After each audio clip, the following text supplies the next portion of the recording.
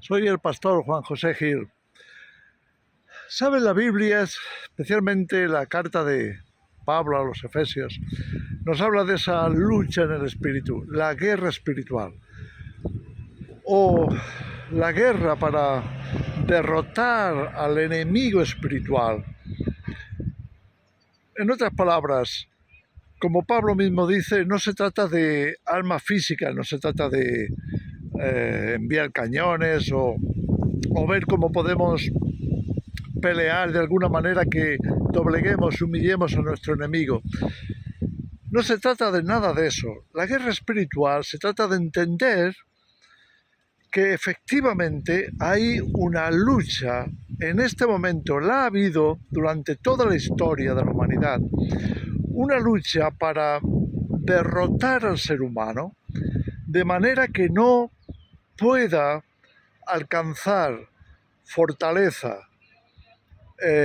victoria o éxito en su confrontación con la realidad y con aquellas fuerzas espirituales que están en contra del propósito y la voluntad de Dios. Esto es muy importante, porque cuando Pablo nos habla de la guerra espiritual, no se está refiriendo simplemente a un combate entre ejércitos, no se está refiriendo a que haya algún tipo de batalla en el espacio, un tipo de guerra de las galaxias o algo así, no. Se trata de que cada uno de nosotros, mientras vivimos en esta tierra, vamos a estar librando un combate prácticamente diario contra las corrientes anticristianas, contra todo aquello que se opone a la voluntad de Dios, contra las fuerzas espirituales de maldad o las huestes espirituales de maldad. Entonces tenemos que entender, claro, Pablo luego nos habla de la armadura espiritual, nos habla de las armas. A mí me gustaría resumirlo porque creo que en estos momentos de la historia es tremendamente importante, porque sabemos en qué tiempo estamos, hacia dónde vamos y cómo esto va a arreciar. Lo estamos viendo cómo el enemigo espiritual, esas huestes espirituales de maldad, están tomando posiciones cada vez mayores, están desarrollando fortalezas.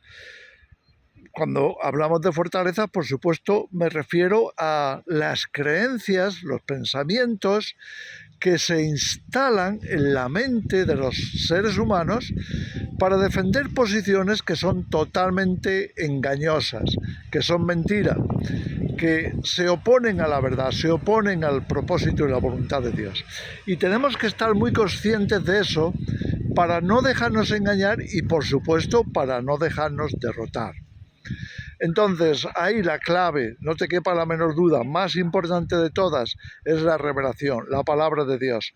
Si permitimos que el enemigo nos saque de ese terreno, nos conduzca a nuestros pensamientos, a nuestras emociones, por derroteros, caminos, sendas, que nos conducen fuera de la palabra de Dios, fuera de la voluntad de Dios, entonces ya el enemigo estará teniendo una gran victoria sobre nosotros. Es importantísimo que entendamos esto. Ahora bien, también hay otras claves de esta lucha. El apóstol Pablo hablaba de los dardos de fuego del maligno. Pensando en ello, fíjate, la herramienta, el arma más importante que el enemigo va a usar contra el pueblo de Dios, contra el creyente en particular, contra ti, contra mí, es el miedo, el temor. El temor es el arma favorita del enemigo, porque sabe que el ser humano aterrorizado es un ser humano anulado. Va a tomar soluciones locas, va a pensar tan equivocadamente que se va a quedar con cualquier solución, entre comillas, que le ayude a salir de esa situación de miedo, de temor. Va a buscar, primero de todo, librarse del miedo, y lo va a hacer confiando en algo que el mismísimo Satanás o el mundo le puede estar ofreciendo. Tremendo. Así funciona. esto es una condición de esta guerra. Peleamos no con armas físicas, pero sí con pensamientos, sí con emociones, sí con motivaciones, intereses, deseos, voluntades. Ahí está nuestro campo de batalla.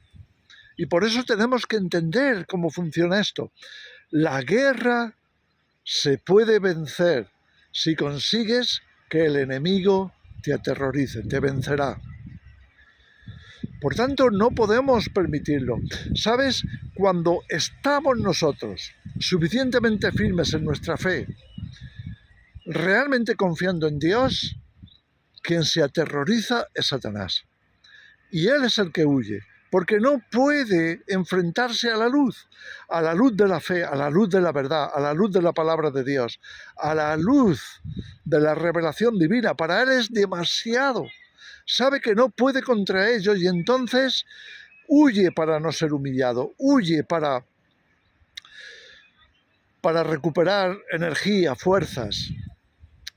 Entonces, tenemos que entender estas cuantas claves, que no son tan complicadas. La fe, la confianza en Dios, por una parte, para derrotar el temor. Y luego, cuando el enemigo parece que nos tiene derrotados, que nos tiene, por ejemplo, en una persecución física, nos puede tener encarcelados, nos puede tener incluso siendo juzgados y condenados a una condena que puede ser fatal, la condena de muerte. Los apóstoles pasaron por ahí, Pablo pasó por ahí. Muchos cristianos en la actualidad están pasando por ahí. Entonces, ¿cómo le damos la vuelta al asunto? Pues también en la palabra tenemos la respuesta. Fíjate lo que Pablo hizo cuando estaba en la cárcel de Filipos. Por predicar el Evangelio, o sea, persecución pura y dura. ¿Qué hizo él? Bueno, gozarse. Parece una locura en medio de la adversidad, de la persecución. ¿Gozarse? Exactamente. El gozo del Señor es nuestra fuerza, leemos en Nehemías. El gozo del Señor es el poder de Dios puesto a nuestra disposición a nivel interno, en el alma, en las emociones, en la mente, para que podamos brillar de manera que el enemigo no pueda tener una victoria espiritual sobre nosotros. De ninguna manera. No lo podrá hacer, porque el gozo del Señor sobrepasa cualquier fuerza del enemigo. Por eso los primeros cristianos se dice que morían, sí, en el circo o en cualquier otro lugar, quizá crucificados, quizá bajo las fieras, como fuera. Pero se dice que morían cantando, alabando a Dios, gozosos de ver el resultado final. ¿Sabes? En Hebreos capítulo 12 tenemos el ejemplo de Jesús, un ejemplo clarísimo. Ahí nos dice que no nos desanimemos, que nos fijemos cómo Jesús murió. Él menospreció la humillación, menospreció todo lo malo que se hacía contra él. Y nos dice por qué. Dice, por el gozo de ver los resultados, por el gozo de la victoria, por el gozo de saber que Satanás estaba siendo vencido, por el gozo de ver que muchos se convertirían, por el gozo de ver las recompensas celestiales, por el gozo de cumplir la voluntad de Dios, por el gozo de morir para hacer la voluntad perfecta de nuestro Dios. ¿Sabes? No hay mayor gozo que ese, el gozo de saber que estás en la perfecta voluntad de Dios. Y si estás en ella, si estás perseguido por tu fe, tenlo como una buena razón para alegrarte, alabar a Dios, cantar, levantar tus manos, proclamar victoria. Porque ese es el lugar en el que estás cuando te gozas. Y ese es el lugar en el que Dios te quiere tener y que Dios va a recompensar. El gozo puesto delante de Él. Sufrió la cruz, menospreció el oprobio y se sentó, nos dice Hebreos 12, a la diestra del trono de Dios. Por eso, Cuando hablamos de guerra espiritual, echa mano de las armas espirituales, de la palabra de Dios, de la fe, de la confianza plena en esa palabra, en Dios mismo, y por supuesto del gozo más profundo que se puede tener, el de estar en comunión con nuestro Dios, comunión con nuestro Señor, para poderle bendecir, alabar y exaltar su nombre. No hay demonio que pueda resistir eso. Y no hay victoria que no obtengamos con estas almas. Que el Señor te bendiga.